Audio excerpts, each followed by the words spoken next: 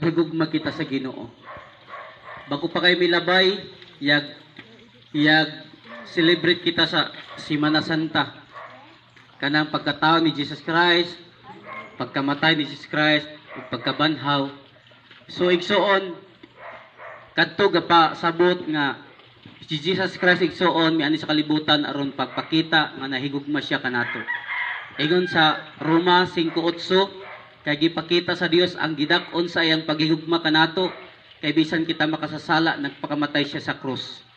So igsuon tungod sa gugma sa Ginoo namatay siya tungod sa ato mga sala. Gipakamatyan kita niya aron kita igsuon maluwas.